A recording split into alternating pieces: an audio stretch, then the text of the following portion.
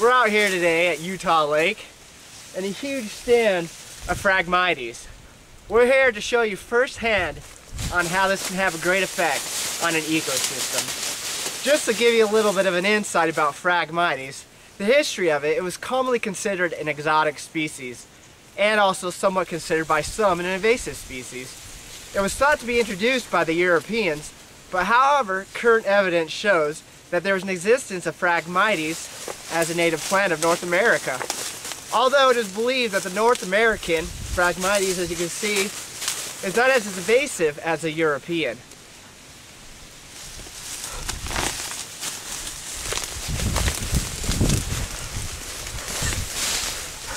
Check out this Phragmites. It's pretty neat.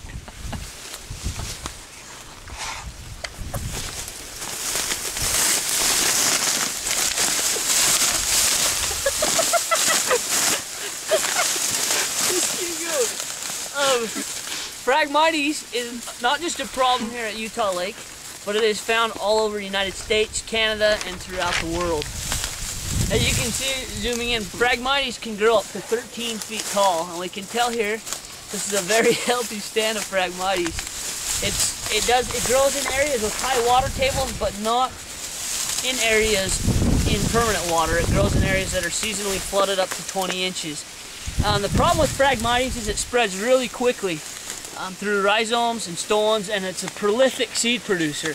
As you can see here, each little culm terminates in a huge dense panicle of seeds. It can spread in optimal years up to 30 feet out. Another problem with Phragmites is once it becomes so dense, it reduces animal and plant biodiversity. By plant diversity, it outcompetes all the plants. It has a really dense network of roots that don't allow other plants to get access into nutrients, and they're able to take up all the nutrients. Another problem with Phragmites is it displaces water flow through marshes, and it can change how things go. And you can see here in the fall and the frost, this is getting really dry, which is another big problem for Phragmites. It becomes a fire hazard in the fall when it dries up.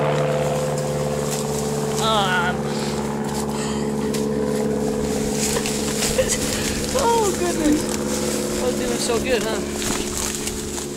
So the good things with Phragmites are basically to do with wildlife. It provides nesting cover for many different species of birds, nesting and hiding cover and thermal cover.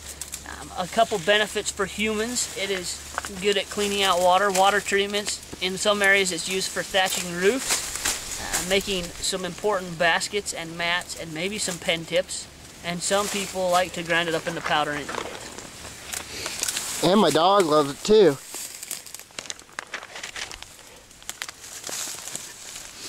So, as we can tell, Phragmites is a major issue here in Utah and throughout the world, and it needs to be controlled through a variety of different treatments.